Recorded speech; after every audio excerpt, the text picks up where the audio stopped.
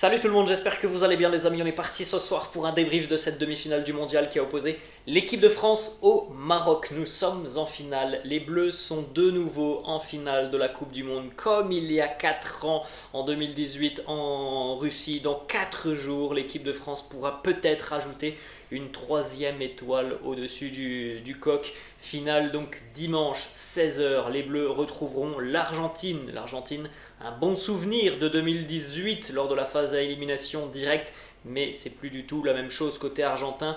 On n'a plus du tout la même équipe, on n'a pas le même sélectionneur, on n'a pas le même caractère, la même osmose dans le groupe argentin qu'il y a 4 ans, donc ça sera évidemment un tout autre match qu'il y a 4 ans, et surtout c'est une finale de Coupe du Monde dimanche, donc pour les Bleus, avec pour objectif bien évidemment cette troisième étoile qui pourrait arriver sur le maillot de l'équipe de France, mais qui pourrait aussi arriver sur le maillot argentin, puisque l'Argentine aussi a 2 étoiles sur son maillot. On est parti pour un petit débrief donc de cette demi-finale entre les Bleus et le Maroc. Victoire pour l'équipe de France 2-0 face au Lion de l'Atlas. Théo Hernandez en tout début de rencontre. Vraiment un début de rencontre qui, je pense, a été mal géré de la part des Marocains. Alors peut-être le trop plein d'émotions, le manque d'expérience à ce niveau, mais j'ai trouvé que les 20-25 premières minutes des Marocains étaient très très difficiles. Ils ont eu beaucoup de soucis, beaucoup d'hésitations, énormément de pertes de balles au milieu de terrain. Voilà, ça a été compliqué. Théo Hernandez en a profité sur l'une des grosses erreurs marocaines en tout début de rencontre. Et puis en fin de match, à la 80e, c'est Randal Kolo Muani qui va marquer alors qu'il était entré en jeu, même pas une minute auparavant. Randal Kolo Muani, monsieur efficacité sur cette entrée en jeu en seconde mi-temps, un match avec une physionomie assez particulière parce que on en a parlé déjà depuis quelques jours, les amis, de cette demi-finale entre les Bleus et le Maroc, et je pense que on ne s'attendait certainement pas à voir les Bleus être autant privés de ballon, parce qu'on va regarder les stats dans quelques instants, surtout de ce que l'on pouvait voir du Maroc depuis le début du mondial. On rappelle que le Maroc était l'avant-dernière sélection sur les 32 équipes engagées dans ce mondial en termes de possession de balles, et pourtant aujourd'hui les Marocains ont fait quasiment un x2 sur la possession de balles, parce que l'équipe de France a souvent été privée de ballon. Je me demande s'il n'y avait pas certainement un aspect tactique derrière tout ça de la part de Didier Deschamps. Laisser la balle aux Marocains pour pouvoir tout simplement bénéficier d'ouverture, de contre-attaque, et surtout avoir beaucoup plus d'espace, parce que on n'a pas vu du tout le même visage de la sélection marocaine que sur les 2 matchs précédents face à l'Espagne et face au Portugal. Alors vous allez me dire c'est évident parce qu'au bout de 5 minutes il y avait déjà un 1-0, donc évidemment le Maroc ne pouvait pas forcément défendre comme ils l'ont fait face à l'Espagne et face au Portugal. Mais j'ai quand même trouvé cette sélection marocaine dès le début de la rencontre avoir très envie tout simplement de mettre le pied sur le ballon, d'imposer son rythme, et on a bien vu que c'est vrai que pour le Maroc, imposer le rythme, notamment sur la première période, ça s'est vu sur la fin de première période, mais les 20-25 premières minutes, ils ont quand même eu beaucoup de difficultés. Il y a eu des situations très très chaudes. Il y aurait pu avoir, je pense, au moins un but ou voire 2 de plus pour les Bleus en première mi-temps, si on avait été un peu plus juste dans le dernier geste. Alors oui, il y a le poteau aussi marocain en toute fin de première période, mais il est vrai que le fait d'avoir encaissé ce but très très tôt a certainement aussi changé les plans marocains, même s'ils m'ont tout de même semblé assez fébriles sur les 20-25 premières minutes, parce que je pense aussi que c'est quand même quelque chose d'incroyable. Il y avait toute la pression de ce rendez-vous, une demi-finale de Coupe du Monde pour des joueurs qui ne sont pas forcément très expérimentés côté marocain. Je trouve que le début de match de l'équipe de France a été très intéressant, même si on a manqué parfois de justesse, parce que je pense qu'on aurait pu tuer et dû tuer le match bien avant. On regarde les amis la timeline, comme d'habitude je vous propose cette timeline. Donc en vert on retrouve les situations chaudes pour l'équipe de France, en bleu les situations chaudes pour le Maroc, comme vous pouvez le constater sur la première mi-temps du côté des Bleus. Même si ça c'est pas forcément matérialisé sur les 20-25 premières minutes, il y a quand même eu des situations assez chaudes. Après on a eu notamment le poteau d'Olivier Giroud, le raté de Kylian Mbappé qui doit remettre en retrait beaucoup plus vite et donc Giroud qui se rate devant Bono. On a eu aussi, je crois, il me semble, Youssouf, une grosse opportunité pour Youssouf Fofana. Le poteau marocain qui intervient juste avant la mi-temps, vous le voyez, et le début de seconde mi-temps qui a été totalement à la faveur des Marocains avec des situations chaudes sur le but de Lloris sur le début de seconde mi-temps, mais pas forcément d'arrêt au final des arrêts de Hugo Lloris parce qu'il y a eu vraiment des situations très chaudes dans la surface de réparation où notamment sur le côté droit de l'attaque marocaine on a très bien combiné mais il a toujours manqué le geste final côté marocain sur le début de seconde mi-temps et puis après l'équipe de France a réussi à ressortir un petit peu la tête de l'eau à partir de la 65e avec notamment l'entrée de Marcus Thuram qui a été assez impactante, Kylian Mbappé qui avait quand même un petit peu plus de liberté sur la seconde mi-temps. Le Maroc a aussi terminé fort, je pense que vous avez vu peut-être la situation, je crois que c'est dans le temps additionnel où la frappe de Ounahi, je crois que c'est Amdallah il me semble qui la remet en direction du but. Jules Koundé nous l'arrête du genou. Bref, voilà, on a bien compris que malheureusement, c'était pas le jour aussi pour les Marocains sur cette rencontre. Voilà les stats complètes de la rencontre avec donc vous voyez la première statistique, le 2,09, ce sont les expected goals du côté de l'équipe de France, donc ça a été assez respecté au final. Et du côté marocain, 1,01. La possession, c'est ça qui m'a vraiment interpellé. Je pense vraiment qu'il y a quelque chose qui est lié aux idées et surtout aux envies et aux demandes de Didier Deschamps à son groupe. 61% de possession pour le Maroc, alors que l'on a vu une sélection marocaine depuis quasiment le début du mondial. Ça dépendait des adversaires, notamment en phase de groupe, mais depuis le début du mondial et sur les phases d'élimination directe, on voit une sélection marocaine avec 30% de possession. Là, c'est x2, c'est quand même très impressionnant. On a 39% donc pour l'équipe de France, 14 tirs pour les Bleus, 13 pour le Maroc. En termes de tirs cadrés, c'est égal, 3 partout. Et puis voilà ce que l'on pouvait dire sur ces statistiques. On va continuer les amis avec des statistiques cette fois-ci sur les 11 joueurs de l'équipe de France. Donc vous pouvez faire un petit arrêt sur image. Là vous avez notamment les ballons touchés. Vous avez aussi la moyenne de passes pour les joueurs de l'équipe de France. Vous voyez par exemple là, encore une fois, peu de ballons touchés par Olivier Giroud au cours de cette rencontre. Il est rapidement sorti en seconde mi-temps. Vous voyez les passes clés. Ce sont évidemment les passes qui vont amener des situations chaudes. Antoine Griezmann qui a été encore une fois exceptionnel aujourd'hui. D'ailleurs regardez cette heatmap parce que je pense sincèrement que Griezmann est peut-être l'homme du match de cette rencontre du côté de l'équipe de France. Ça c'est donc la map de l'activité d'Antoine Griezmann tout au long de cette rencontre. C'est énorme tout simplement parce que vous avez des zones chaudes sur l'ensemble du terrain quasiment et c'est assez fou parce qu'on le voit partout. Antoine Griezmann évidemment dans son rôle premier qui est d'être à l'animation offensive, notamment il est très important sur le premier but avec cette vision du jeu, cette compréhension aussi de faire cet appel contre appel qui va tout simplement amener le premier but et la glissade du défenseur marocain. Et puis on connaît aussi tous le désir d'Antoine Griezmann de beaucoup aider défensivement et encore une fois, on l'a vu être très très présent défensivement, gagner des duels, contrer des frappes, relancer proprement vers l'avant, conserver le ballon quand l'équipe de France était parfois en souffrance. Pour moi, c'est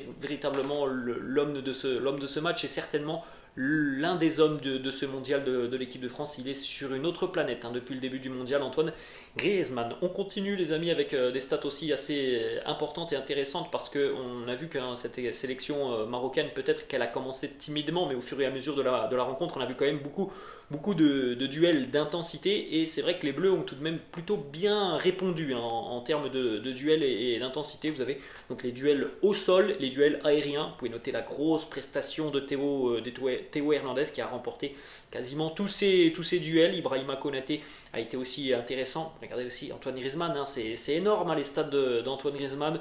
Aurélien Tchouameni, Youssouf Fofana au milieu de terrain. Ousmane Dembélé aussi a fait des différences. Bref, c'est un match très très intéressant de la part des Bleus et on va terminer donc là cette fois-ci avec des stats beaucoup plus défensive où on retrouve notamment les dégagements, les tirs bloqués, les interceptions et les tacles. Donc on retrouve avec un match incroyable, je trouve, d'Ibrahima Konaté qui n'était pas censé être titulaire puisque Upamecano était forfait pas de dernière minute, mais forfait de l'après-midi, et Konaté il a fait un match énorme pour moi. Regardez encore une fois la prestation de Antoine Griezmann, quand même, c'est fou hein, de se dire qu'il est partout sur le terrain, Antoine Griezmann. Théo Hernandez aussi a été très très précieux dans la tâche défensive. Voilà les amis, le 11 de Didier Deschamps pour affronter les Lions de l'Atlas. On retrouvait évidemment le capitaine Hugo Lloris dans les buts, Ibrahima Konaté, Raphaël Varane en charnière, Théo Hernandez à gauche, Jules Koundé à droite, Tchouaméni, Fofana, Griezmann au milieu de terrain, Kylian Mbappé à gauche, Olivier Giroud numéro 9, Ousmane Dembélé à droite. Comme on l'a dit, on avait deux changements parce qu'on avait des joueurs qui visiblement ne sont pas à 100%, la personne de Dayo Upamecano et de Adrien Rabiot qui a été remplacé au milieu de terrain par Youssouf Fofana. Hugo Lloris a fait un match très très sérieux, il est vraiment rassurant, je trouve, Hugo Lloris, depuis le début du mondial.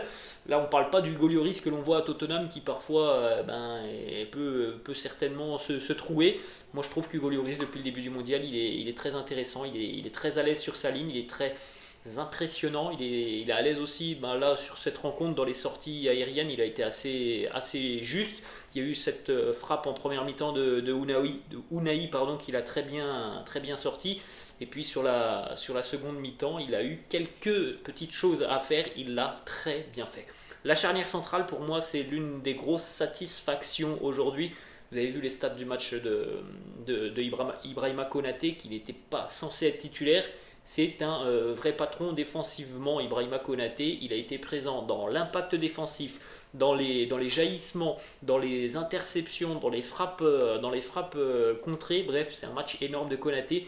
Et pour Raphaël Varane, même si on l'a certainement moins vu, on va dire ça comme ça, dans l'impact physique, Raphaël Varane a aussi été très très sérieux dans son positionnement, notamment en défensif, et dans ses interventions. En ce qui concerne les deux latéraux, alors Théo Hernandez, buteur, déjà c'est très très positif, et vous avez vu, il a remporté la grande majorité de ses duels. Il n'a pas toujours été aidé par Kylian Mbappé, notamment en seconde mi-temps. Kylian doit faire beaucoup plus d'efforts. Bon, on en parlera peut-être un petit peu tout à l'heure. En tout cas, Théo Hernandez, il y a eu une grosse activité, et pourtant, il y avait quand même beaucoup de répondants en face et beaucoup de vivacité. Ça reste un match très très bon de la part de Théo Hernandez. On continue aussi avec de l'autre côté Jules Koundé. Alors c'est pas le latéral le plus beau, Jules Koundé, parce que oui, il est parfois battu, mais il y a quand même une grosse débauche d'énergie. Il donne tout ce qu'il a, tout ce qu'il peut donner, il le donne. C'est pas parfait, mais je trouve que ça reste quand même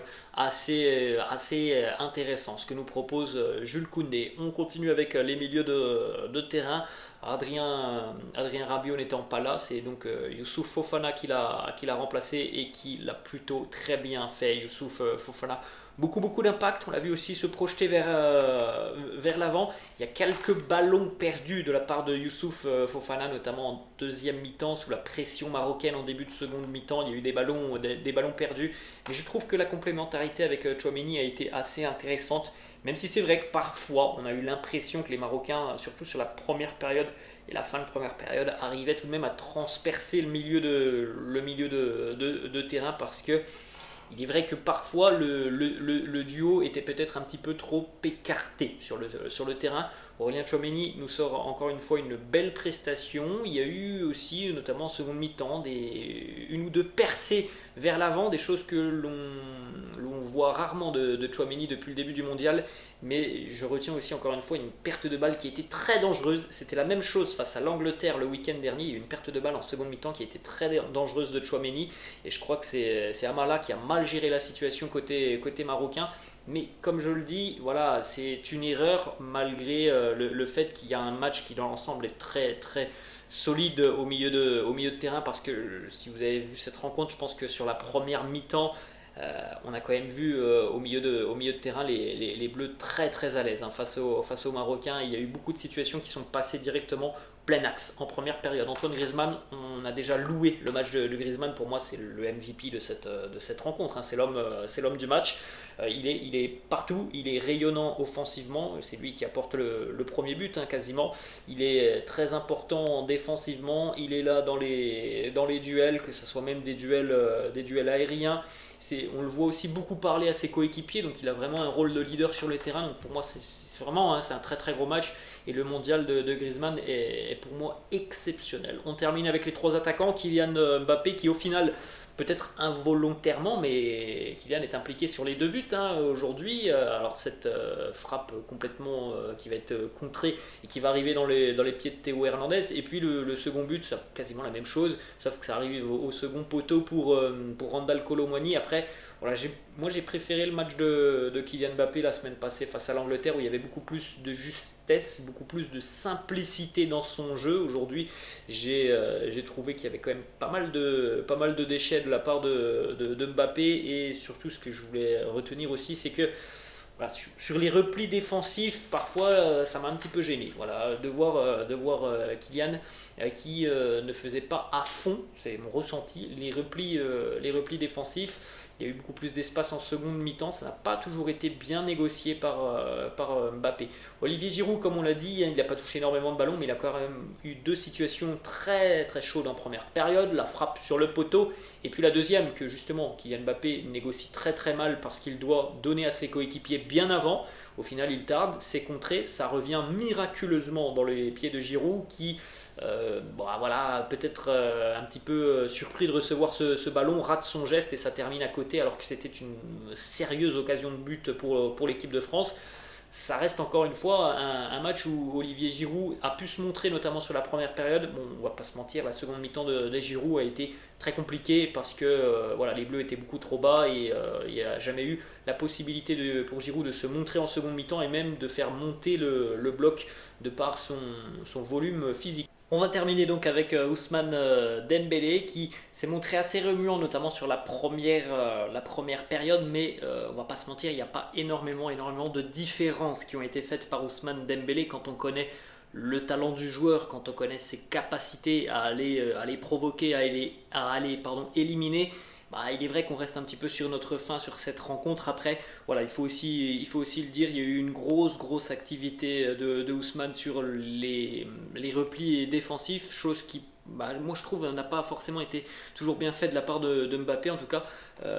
Même si Mbappé a peut-être été beaucoup plus intéressant offensivement que Dembélé. En tout cas, Dembélé, sur le travail défensif, il a été très sérieux. Et je pense en plus que ce soir, franchement, il en avait besoin de travailler défensivement, notamment sur la seconde mi-temps. Et ça, c'est à mettre au crédit de Dembélé. Défensivement, il a beaucoup travaillé. C'est sûr qu'offensivement, bon, bah, on aimerait qu'il y ait quand même un petit peu plus d'explosivité et un petit peu plus de provocation de la part de Dembouz. Voilà les amis, la fin de cette vidéo. J'espère que ça vous a plu. N'hésitez pas comme d'habitude de lâcher un petit pouce bleu. N'hésitez pas non plus à vous abonner à la chaîne. Je vous laisse, je vous dis à la prochaine. Ciao.